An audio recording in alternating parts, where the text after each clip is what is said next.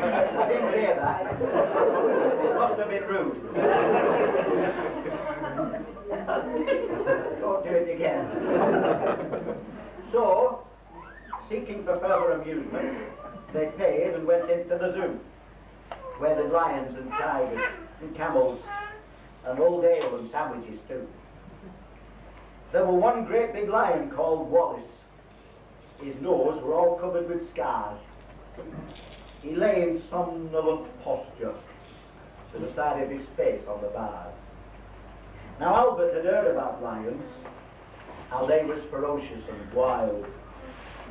To see Wallace lying so peaceful, well, it didn't seem right to the child. So straightway the brave little fella, not showing a morsel of fear, took his stick with his horse's head handle and pushed it in Wallace's ear. You could see the lion didn't like it. But giving a kind of a roll, he pulled Albert inside the cage with him and swallowed the little lad whole. Then Pa, who had seen the occurrence and didn't know what to do next, he said, "Mother, your lion's at Albert." And Mother says, "Well, I am vexed." Then Mr. and Mrs. Ramsbottom, quite rightly, when all said and done, complained to the animal keeper, "Young lion's gonna at our son." The keeper was quite nice about it. He said, "What a nasty mishap. Are you sure it's your boy he's eaten?" Pa said, "I'm as sure he's his cat." The manager had to be sent for. He came and said, "What's to do?"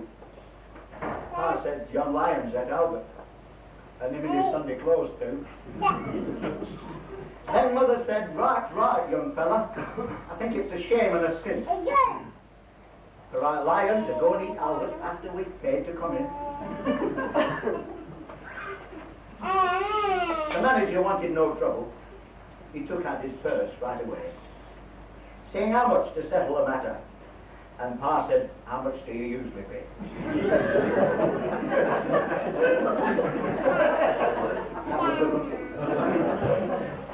But Mother had turned a bit awkward, and she thought whether Albert had gone.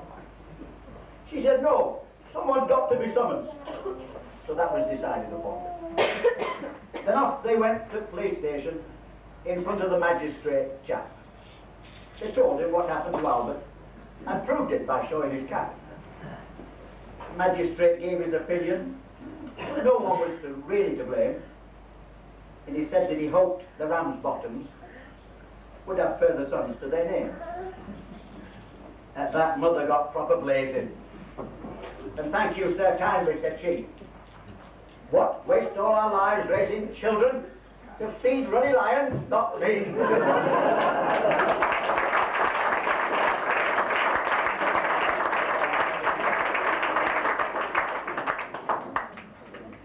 You'd have thought that ought to be the end of the Ramsbottoms, didn't you? But the Ramsbottoms live on. And David Nine-Toes Jolly.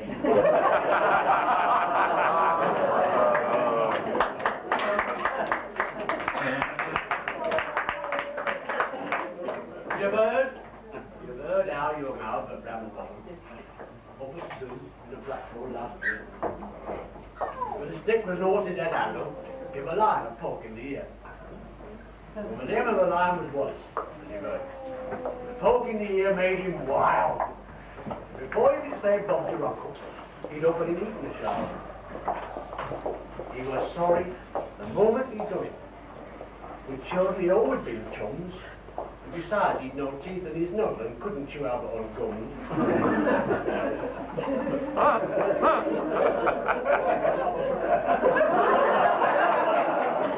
He could feel the lad moving inside him as he lay on his bed of dry ferns. It might have been little lad's birthday. He wished him such happy return. But Albert kept fighting and kicking, and the lion arose, feeling bad. He thought it was time he staged a comeback for the young lad. With his head down in a corner, on his front paws he started to walk, And he coughed and he sneezed and he gargled till Albert shot out like a cork. Oh, Wallace felt better directly, and his figure once more became lean. The only difference with Albert is his face and his hands were quite clean. Now, Mr. and Mrs. Ramsbottom went home to tea. Sorry, John, my boy.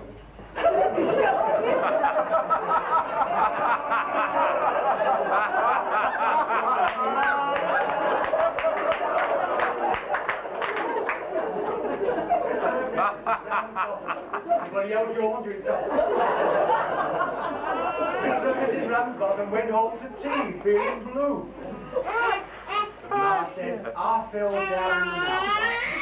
And Pa said, aye, I bet Albert does too.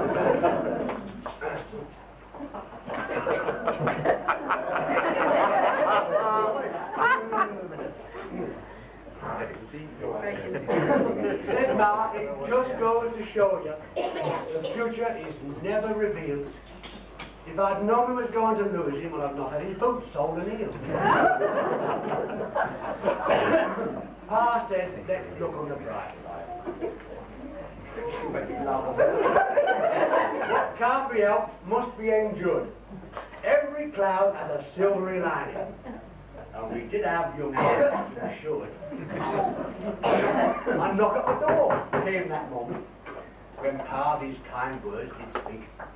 'Twas a young man from Prudential, who called for their tuppence per person per week. When Pa had seen who had been knocking, he laughed, and he kept laughing so. And the young man said, what did you laugh at? And Pa said, oh, you laugh too when you know. Oh, forgive him for laughing, said Mother, but things happen so strange. Our Albert's been ate by a lion. You've got to pay us for a change.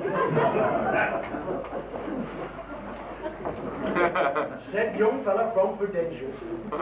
Now, come, let's understand this.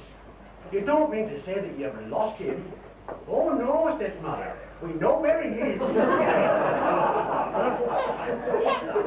When the young man had heard all the details, a bag from his pocket he drew, and he paid them with interest and bonus the sum of £9, 4 and 2. Pa had scarce got his hands on the money when a face at the window they see. Hey, look, it's Albert, said Mother. Aye, said Father, it would be. Young Albert came in all excited and started his story to give. To tell, no, to give.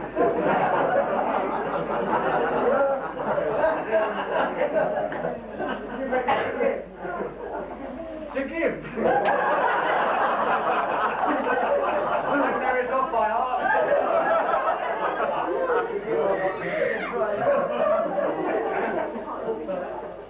And Pa says, I'll never trust lions again, no, not as long as I live. The young man from the Prudential to pick up the money he began.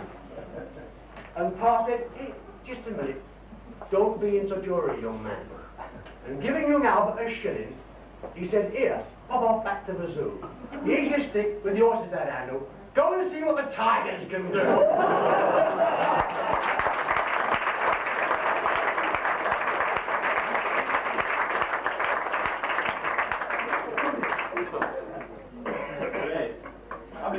I sit here all weekend, sort of all the week, thinking of sort of links between all these devastating acts. And well, we just had, I said, David Nine Toes Jolly, and now we're going on to John 50 Fingers Paul. Okay, John's going to do a little musical demonstration for us. Thanks, John.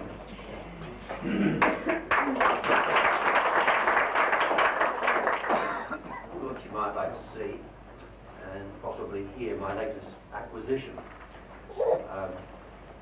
For the big crusades, we have what they call a Yamaha portable piano, 3.5 hundredweight of it. But now I've got another one here, and it's slightly lighter, just 17 pounds in weight, and it's different too from the organ we were hearing about this morning from the N4. It doesn't matter if power runs out.